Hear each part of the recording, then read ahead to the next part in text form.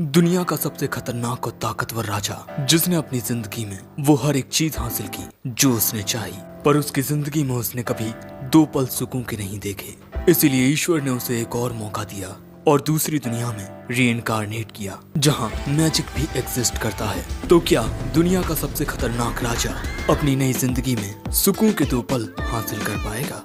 चलिए जानते हैं। कहानी की शुरुआत में हम एक आदमी को देखते हैं जिसकी बॉडी में से बहुत ही खतरनाक ऑरा निकल रहा था, और हम देखते हैं कि ये आदमी उसके सामने मौजूद एक लड़की को खत्म कर देता है और फिर ये उस दुनिया का राजा बन जाता है। और जो भी इसके सामने आकर इससे लड़ने की हिमाकत करता है, ये राजा उस शख्स को सिर्फ हराता नहीं बल्कि खत्म कर देता है। जिसके बाद हम देखते हैं कि फाइटिंग प्लेन से इस दुनिया के शहरों पर बम गिराए जाते हैं। ये नजारा देखने पर बिल्कुल किसी कयामत की तरह लग रहा था, और ये सब तबाही यही राजा करवा रहा है।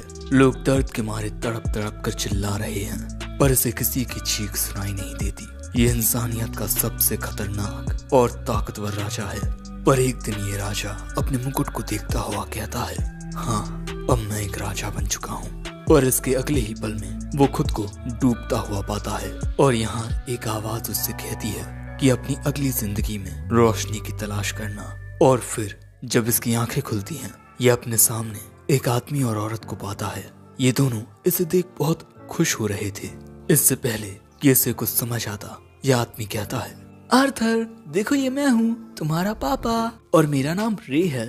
तभी ये मोहतरमा कहती हैं, और मैं हूँ तुम्हारी माँ, एलिस।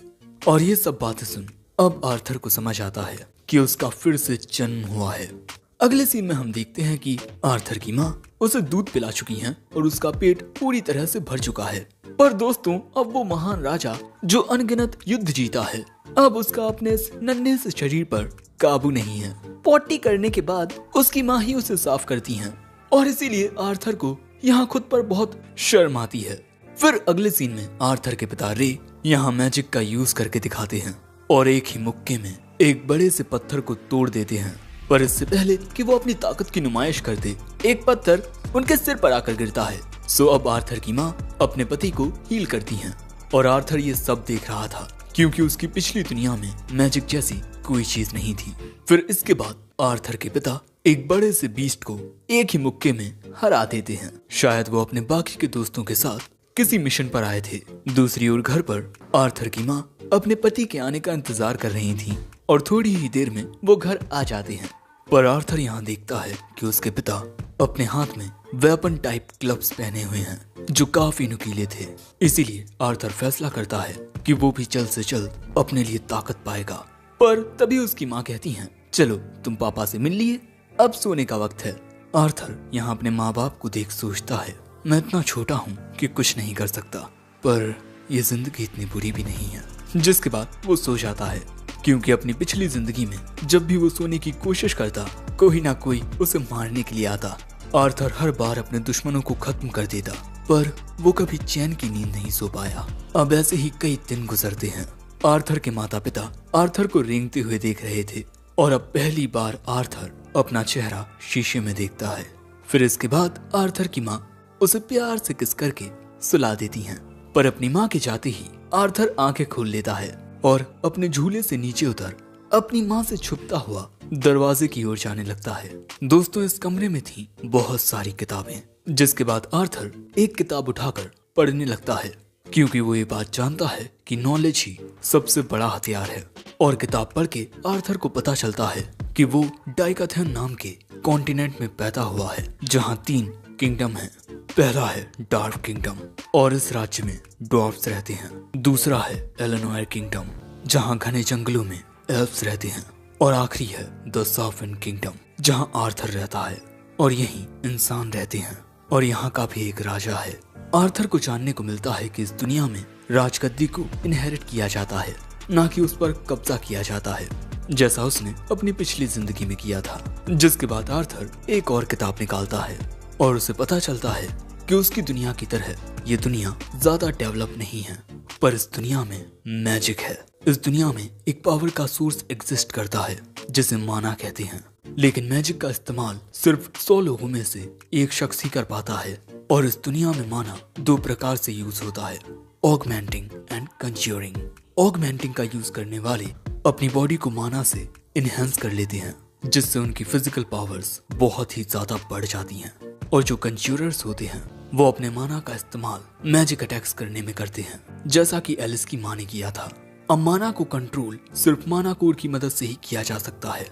माना कोर में स्पेल कास्टर अपने माना को एक जगह पर फोकस करता है और उसमें माहिरता हासिल करने के बाद ही वो एक मेज बनता है। आर्थर सोचता है कि क्या उसके पास भी कोई ऐसी ताकत होगी। अपनी पिछली जिंदगी में वो की का यूज करता था, ये एक इंटरनल पावर होती है। आर्थर सोचता है कि क्या उसकी पिछली जिंदगी की नॉलेज उसकी इस जिंदगी में कुछ काम आएगी। जिसके बाद हम देखते हैं कि आर्थर प्रैक्टिस करने लगता है, पर इससे पहले कि वो अपनी ताकत के बारे में कुछ समझ पाता, उसकी माँ उसे उठाकर कहती हैं, तुम यहाँ क्या कर रहे हो आर्थर? क्या तुमने पॉटी कर ली है?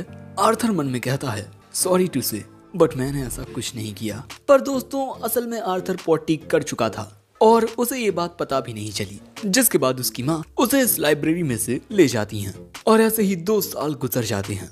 आर्थर की माँ आर्थर के बारे में ही लिख रही थी कि आर्थर बहुत ज्यादा प्यारा है और उसे नई चीजें सीखना बहुत ज्यादा पसंद है, पर आज तक हमने उसे मुस्कुराते हुए नहीं देखा। जिसके बाद हम आर्थर को उसके पिता के साथ देखते हैं। आर्थर तलवारबाजी की प्रैक्टिस कर रहा था, पर तभी एलिस आकर रे को गुस्से में घूरने लगती है। तुम मेरे प्यारे आर्थर को ये क्या सिखा रहे हो? हाँ, उसे अभी ढंग से चलना तक नहीं आता। और अपनी 2 साल की जिंदगी में आर्थर एक बात समझ चुका है कि इस दुनिया में औरतों की चलती है, क्योंकि उसकी माँ के आगे उसके पिता की जरा भी नहीं चलती। जिसके बाद आर्थर की माँ उसे लेकर टाउन में आती है। आर्थर आसपास की चीजों को देख इस दुनिया के बारे में और भी समझ रहा था। इस दुनिया में ऐसे कई सारे जादुई पत्थर होते हैं जो उसकी दुनिया में नहीं पाए जाते थे। साथ ही वो यहाँ पहली बार किसी शख्स को जादू करते हुए देखता है और फिर ऐसे ही शाम हो जाती है और हम देखते हैं कि आर्थर सो चुका है। जिसके बाद आर्थर हमें बताता है कि उसके माता पिता उसका बहुत ही ज्यादा ख्याल रखते हैं और उससे बहुत ज्यादा प्यार भी करते हैं। पर दोस्तों पिछली जिंदगी में आर्थर एक अनाथ था और इस दुनिया में उसे माता पिता का जो प्यार मिल रहा है वो आर्थर के लिए बहुत सुकूनदायक है। जिसके बाद आर्थर की माँ हमें बताती है कि जब आर्थर चुपके से लाइब्रेरी में गया था बुक पढ़ने के लिए, तब ये देख उन्हें बहुत खुशी हुई थी। साथ ही जिस तरह वो बाजार में हर एक चीज को देख रहा था वो भी बहुत प्यारा था और शायद उसमें ये सारी चीजें उसके पिता से आई हैं और एक दिन शायद वो अपने पिता की तरह ही इस दुनिया के एक सफर पर निकल पड़ेगा। पर उसकी माँ चाहती है कि आर्थर एक सुकून भरी जिंदगी जिए।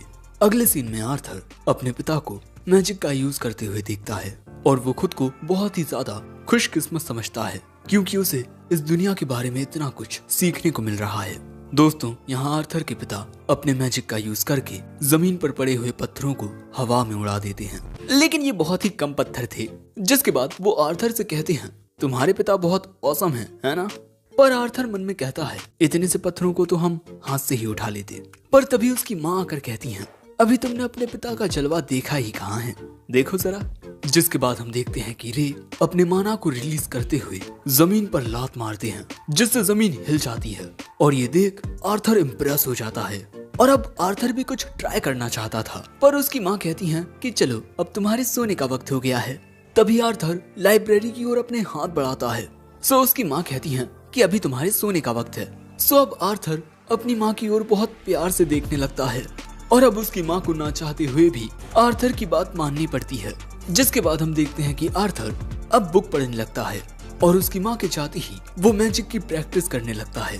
कंसंट्रेशन के जरिए आर्थर अपनी बॉडी में मौजूद माना को एक जगह पर फोकस करने लगता है। दूसरी ओर आर्थर के पिता अपनी ताकत से एक पेड़ को ही तोड़ देते हैं। तभी आर्थर का वो माना पूरी तरह से एक जगह पर एकत्रित हो जाता है और फिर अगले ही पल में होता है एक बहुत ही बड़ा धमाका। हम देखते हैं कि आर्थर के पिता आर्थर की माँ को इस धमाके से बचा लेते हैं, पर इससे उनकी पीठ काफी जल जाती है। पर इसके बाद दोस्तों एलिस को आर्थर की चिंता होने लगती है क्योंकि जहाँ धमाका हुआ आर्थर उसी कमरे में था। ये दोनों तुरंत घर के अंदर आते हैं, पर अंदर आकर आर्थर के पिता जो देखते हैं उससे उनके होश उड़ जाते हैं और तभी आर्थर की माँ आकर देखती है कि आर्थर सही सलामत हवा में उड़ रहा है। दोस्तों आर्थर ने कई दिनों की मेहनत के बाद आखिरकार माना को कंट्रोल करना सीख लिया है। पर तभी अचानक हम देखते हैं कि टूटी हुई छत आर्थर के ऊपर गिरने लगती है। आर्थर भागने की कोशिश करता है पर उसका ये छोटा सा शरीर उसका साथ नहीं देता और उसे लगता है कि अब वो यहाँ मरने वाला है। पर तभी उसे बचाने के लिए उसके माता पिता आ जाते हैं। रे उस टूटी हुई छत को अपने मैजिक से दूर फेंक देता है और आर्थर की माँ आर्थर को सही सलामत देख खुशी के मारे रोने लगती हैं। आर्थर के पिता की आंखों में भी आंसू आ जाते हैं, पर यहाँ आर्थर कहता है कि आखिर ये रो क्यों रहे हैं। इन दोनों ने तो अपना कर्तव्य अच्छे से निभाया है, इन्हें तो खुद पर गर्व होना चाहिए। आखिर ये सब क्या है? आखिर मेरे अंदर यह अजीब सा एहसास क्या है? अपनी पिछली जिंदगी में कभी भी मैंने ऐसा कुछ महसूस नहीं किया। और इसके बाद आर्थर भी रोने लगता है। इस सवाल के साथ कोई तो मुझे बताओ कि ये अजीब सा एहसास क्या है। और फिर आखिर में हमें एक बहुत ही खतरनाक मॉन्स्टर दिखाया जाता है। एपिसोड 2 की शुरुआत में हमें आर्थर के पास्ट का एक सीन दिखाया जाता है, जहां एक आदमी ने उसे नुकसान पहुंचाने की कोशिश की, इसीलिए लॉ के अनुसार उसे मौत की सजा मिलेगी। पर काउंसिल के लोग उस पर दया दिखाते हुए उसे उसके राज्य में भेजने का फैसला करते हैं। उसके राज्य के लोग ही उसका फैसला करेंगे। पर तभी वो आदमी यहाँ अपने बीबी बच्चे को देखता है और इसीलिए वो महाराज से कहता है, गुनाह मैंने किया है, इसीलिए प्लीज आप मेरे परिवार को छोड़ दीजिए और मैं कोई भी सजा भुगतने के लिए तैयार हूँ। जो सुन काउंसिल के लोग कहते हैं, तुमने महाराज के सामने बोलने की हिमाकत कैसे की? पर अगले ही पल में हम देखते हैं कि किंग ग्रे ने इस आदमी की बीवी और छोटे से बच्चे को मार दिया। जो देख काउंसिल के लोग कहते हैं, महाराज ने इन्हें खुद अपने हाथों से मारा है, यानी कि उन्होंने खुद इन्हें मुक्ति दी है। वो हर एक प्रकार के दुख दर्द से आजाद हो चुके हैं। और ये देख वो आदमी रोते हुए कहता है, ऐसा करने के लिए शुक्रिया महाराज। पर ग्रे यहाँ कुछ नहीं कहता। और अब सीन प्रेजेंट का आता है, जहाँ रे आर्थर को ट्रेनिंग करने के लिए ग्लव्स देता है। पर आर्थर बताता है कि उसे तलवार से ही प्रैक्टिस करनी है, क्योंकि दोस्तों आर्थर ये ग्लव्स पहनकर सिर्फ क्लोज रेंज अटैक ही कर पाएगा और इतना छोटा सा शरीर होने की वजह से वो आसानी से मारा जाएगा। इसीलिए आर्थर ने तलवार को चुना। जिसके बाद आर्थर अपने पिता के साथ प्रैक्टिस करने लगता है। पर तभी वो देखता है कि उसके पिता ने तलवार को माना के साथ इन्फ्यूज कर लिया है। जो देख आर्थर भी बिल्कुल ऐसा ही करता है और अपने पिता की ओर जाकर उनके वेपन को काट देता है। पर आर्थर की काबिलियत देख रे बहुत हैरान हो चुका था। अगले सीन में हम देखते हैं कि आर्थर के माता पिता के बीच बहस हो रही है, क्योंकि आर्थर के पिता का कहना है कि आर्थर की ट्रेनिंग कोई टीचर ही करा सकता है, क्योंकि वो बहुत ज्यादा टैलेंटेड है। आर्थर ने अपनी तलवार को माना के साथ इन्फ्यूज करके इस लकड़ी को आसानी से काट दिया, जबकि आर्थर बस 4 साल का है। पर आर्थर की माँ ये नहीं चाहती, क्योंकि आर्थर को कोई टीचर तभी मिलेगा जब आर्थर किसी टाउन में जाकर पढ़ाई करेगा। ग्रे कहता है, पर तुम्हें उसके भविष्य के बारे में सोचना चाहिए। एलिस कहती है, मैं आर्थर के बिना नहीं रहना चाहती। और इसी वजह से इन दोनों के बीच बहस हो रही थी। सो यहाँ आर्थर सजेस्ट करता है कि इन सभी को टाउन में चले जाना चाहिए। जो सुन ये दोनों हैरान होकर कहते हैं कि अरे आर्थर ने तो बिल्कुल सही कहा। और अब आर्थर ये देख खुश होता है कि उसके माता पिता अब फिर से प्यार से बातें कर रहे हैं। अब इसके बाद हम देखते हैं कि आर्थर का परिवार यहाँ से जाने के लिए तैयार है। और यहाँ पर आर्थर अपना इंट्रोडक्शन अपने पिता के कुछ साथियों को देता है, जो उनके साथ हंटिंग करते हैं। इसके अलावा भी ये लोग एक साथ काफी वक्त गुजारते हैं। और साथ ही ये वो पार्टी है जिसमें आर्थर के माता पिता पहले काम कर चुके हैं, ट्विन हॉर्न्स। और इस पार्टी के लीडर का नाम है एडम क्रंच। तभी एंजेला रोज नाम की एक लड़की आर्थर को सीने से लगा लेती है। और इन महाशय का नाम है डर्डन वॉकर। और ये मोहतरमा है जैस्मीन फ्लेम्सवर्थ। और ये है हेलन शार्ड।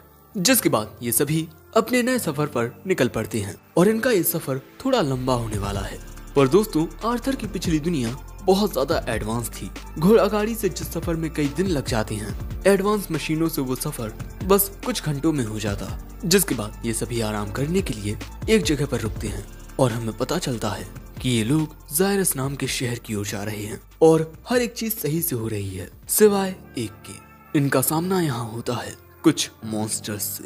यहाँ कुछ भेड़िए आकर इनके ऊपर हमला कर देते हैं। पर जैस्मीन एक ही हमले से उन सबको जख्मी कर देती है। जिसके बाद बाकी सब अपने अपने हमलों से उन भेड़ियों को खत्म कर देते हैं। और हमें जानने को मिलता है कि एडम, हेलन और जैस्मीन ऑगमेंटर्स हैं, वहीं एंजेला और डर्डन कंज्यूरर्स हैं। इन सब को लड़ता हुआ देख आर्थर फैसला करता है कि वो भी जल्द से जल्द बिल्कुल इन्हीं के जैसा बनेगा। फिर रात के वक्त ये लोग यहीं रुकते हैं। और इस वक्त ये लोग एक सफर पर हैं। इन्हें खाने के लिए ज्यादा तो नहीं मिलता, पर आर्थर सोचता है कि कम से कम ये ताज़ा है। आर्थर की माँ बस थोड़ा सा खाना खाकर कहती हैं कि उनका पेट भर चुका है। तभी ग्रे नोटिस करता है कि वो थोड़ा सा इंजर्ड हो गया है। सो दोस्तों, एलिस के रे को हील करने से पहले हम देखते हैं कि बाकी सब चारों ओर ये देखने लगते हैं कि कोई यहाँ पर इन्हें देख तो नहीं रहा, क्योंकि एलिस एक स्पेशल टाइप मेज है विद हीलिंग पावर्स, जिसे एमिटर कहा जाता है। और अगर किसी को एलिस की काबिलियत के बारे में पता चल गया तब वो खतरे में आ सकती है। एलिस और रे के गांव में रहने की एक वजह तो यही थी कि वहाँ उन पर कोई ज्यादा ध्यान नहीं देता। अब रे के हील होने के बाद एडम कहता है कि रे, क्या मैं आर्थर के साथ थोड़ी एक्सरसाइज कर सकता हूँ? जिसके बाद हम देखते हैं कि इन दोनों के बीच मुकाबला होने वाला है और सभी लोग ये देखने के लिए बहुत ज्यादा एक्साइटेड थे। जो देख आर्थर सोचता है कि इन सबको याद तो है ना कि मैं बस 4 साल का हूँ। पर तभी एडम अपने भाले को माना के साथ रीइंफोर्स कर लेता है। जो देख आर्थर समझ जाता है कि इनकी लड़ाई मजाक नहीं होने वाली, इसीलिए वो भी अपनी तलवार को और साथ ही अपने पैरों को भी माना के साथ रीइंफोर्स कर लेता है और फिर तेजी से एडम की ओर बढ़कर अचानक ही उसके सामने से गायब होकर उसके पीछे आ जाता है। लेकिन उसका जरा सा पैर फिसल जाता है, इसीलिए वो सही मौके पर अपना हमला नहीं कर पाता। फिर ये दोनों एक दूसरे पर हमले करते हैं, पर एक दूसरे की ताकत से दोनों ही दूर फेंक जाते हैं। पर भैया आर्थर तो गिरने वाला था, सो एंजेला उसे अपने मैजिक से गिरने से रोक लेती है। जिसके बाद बाकी सब एडम पर गुस्सा करने लगते हैं कि वो एक बच्चे के खिलाफ इतनी ताकत यूज कैसे कर सकता है। सो एडम कहता है कि आर्थर किसी छोटे मॉन्स्टर से कम नहीं है। और तभी अचानक आर्थर देखता है कि जैस्मीन उसे ही घूरे जा रही है। आर्थर देखकर ही समझ जाता है कि इस तरह से कोई आपको तभी घूरता है जब वो आपसे कुछ जानना चाहता हो। पर इसके बाद इनका ये सफर ऐसे ही जारी रहता है। एडम आर्थर को कुछ टेक्निक्स बताता है और हेलन उसे धनुष चलाना सिखाती है। आर्थर अपने पिता के साथ एक्सरसाइज भी करता है। जिसके बाद वो जैस्मीन को अपनी तेज रफ्तार भी दिखाता है। और जब वो रात में बुक रीडिंग करता है तब भी जैस्मीन उसे ही देखे जा रही थी और साथ ही जैस्मीन आर्थर को अपने हिस्से का खाना भी देती है। फिर अगले दिन जैस्मीन आर्थर को एक तोहफा देती है क्योंकि आज उसका बर्थडे है। ये तोहफा एक खंजर था। फिर जैस्मीन उसे बताने लगती है कि इसका इस्तेमाल अच्छे से कैसे करते हैं। ये तीनों देखती हैं कि जैस्मीन पहली बार किसी को कुछ सिखा रही है। जिसके बाद वक्त आता है इनके आगे बढ़ने का। पर तभी आर्थर देखता है कि उसकी माँ शायद से थोड़ा अजीब महसूस कर रही हैं, पर इस बारे में वो किसी से कुछ नहीं कहती। जिसके बाद ये सभी एक पहाड़ी रास्ते से आगे बढ़ रहे होते हैं, पर अचानक ही बैंडिट्स इन पर हमला कर देते हैं, इसीलिए इन्हें रुकना पड़ता है। और दोस्तों, यहाँ पर बहुत सारे बैंडिट्स थे। इन सबको चारों ओर से घेर लिया गया है। तभी बैंडिट्स का लीडर आदेश देता है कि औरतों और बच्चों को मत मारना, इन्हें हम अच्छे दाम पर बेच देंगे। जिसके बाद सभी बैंडिट्स एक साथ इनके ऊपर हमला करने के लिए टूट पड़ते हैं। ये सब भी बैंडिट्स से लड़ना शुरू कर देते हैं। एडम और जैस्मीन तेजी से इन बैंडिट्स को खत्म कर रहे थे। बाकी सब भी एक दूसरे का अच्छे से साथ दे रहे थे। पर यहाँ पर बहुत सारे बैंडिट्स थे और ये लोग इनसे लड़ते हुए अब थकने लगे हैं। आर्थर के पिता भी बहुत ज्यादा जख्मी हो चुके हैं, इसीलिए आर्थर की माँ अपने पति को हील करने के लिए बाहर निकल आती हैं। पर रे कहता है ऐसा मत करना, अगर उन्हें तुम्हारी ताकत का पता चल गया तब दिक्कत और भी ज्यादा बढ़ जाएगी। आर्थर, अपनी माँ को लेकर यहाँ से भागो। आर्थर कहता है मुझ में भी इनसे लड़ने की ताकत है। सो आर्थर के पिता कहते हैं उस ताकत का इस्तेमाल अपनी माँ की हिफाजत करने में करो, क्योंकि इस वक्त उसके पेट में एक बच्चा है। और अब आर्थर को समझ आता है कि आखिर क्यों उसकी माँ को थोड़ा अजीब महसूस हो रहा था। और अब रे कहता है मैं तुम पर भरोसा कर रहा हूँ मेरे छोटे हीरो। और अब आर्थर अपनी माँ को लेकर यहाँ से भागने लगता है और इससे पहले कि बैंडिट्स का लीडर उनके पीछे जाता, रे उस पर हमला बोल देता है। आर्थर और एलिस के सामने आने वाले सभी बैंडिट्स को बाकी सब खत्म कर दे जाते हैं। भागते हुए आर्थर हमसे कहता है दूसरों से इतना कुछ छीनने के बाद मैं भाग रहा हूँ ताकि मैं कुछ खो ना दूं, पर शायद यही कर्मा है। ये दोनों भागते हुए काफी दूर आ जाते हैं, पर यहाँ कोई तो था जो इन पर नजर रखे हुए था। ये भी एक डाकू है जो कि एक कंज्यूरर है। ये अपने मैजिक से उन दोनों पर हमला कर देता है। आर्थर अपनी माँ को दूर कर वो हमला खुद पर ले लेता है, पर जैस्मीन के दिए हुए खंजर ने उस हमले से आर्थर को बचा लिया था। और फिर आर्थर उस खंजर को बैंडिट की ओर फेंक कर उसे नीचे गिरा देता है, क्योंकि इस खंजर में एक रस्सी बंधी हुई थी। पर दोस्तों, अब आर्थर पहाड़ी से नीचे गिर रहा था। डर्डन और एंजेला अपने मैजिक से उसे पकड़ने की कोशिश करते हैं, पर उनका मैजिक उस तक नहीं पहुंचता। गिरते वक्त आर्थर के जहन में एक ख्याल आता है, कितना अजीब है कि अभी जो मैंने किया उससे मुझे कुछ हासिल नहीं हुआ, पर फिर भी मेरे दिल को सुकून पहुंचा है। और शायद अब मैं समझा कि वो आदमी मुझसे क्या मांग रहा था और क्यों पहले एपिसोड के आखिर में मेरे माता पिता रोए, क्योंकि हम अपने परिवार को बचाने के लिए अपना बलिदान देने में जरा भी नहीं हिचकिचाते। और जो आंसू हमारी आंखों से गिरते हैं वो इस दुख में गिरते हैं कि हम अपने दिल के करीबी लोगों को फिर कभी देख नहीं पाएंगे। ये सब जानते हुए आर्थर गिरता है और उसकी आंखों से आंसू भी गिरते हैं। वो कहता है, कितना अच्छा होता अगर मैं एक बड़ा भाई बन पाता। और यही सोचते हुए वो पहाड़ी से नीचे गिर जाता है। पर इसके बाद जब उसकी आंख खुलती है वो खुद को एक अजीब सी गुफा में पाता है और अगले ही पल में उसके सामने एक भयानक मॉन्स्टर आता है। और यहीं ये एपिसोड एंड होता है। तो कमेंट में जरूर बताना कि तुम्हें ये पार्ट 1 कैसा लगा और पार्ट 2 देखने के लिए तुम कितने ज्यादा एक्साइटेड हो। वीडियो पसंद आया हो तो लाइक करना और कमेंट बॉक्स में एक लिंक है जिस पर क्लिक करके और हमें ज्वाइन करके तुम हिंदी में मजेदार एनिमे का मजा ले सकते हो। और चाहो तो हमारे चैनल की मेंबरशिप भी ज्वाइन कर लो, इसके भी कुछ फायदे हैं।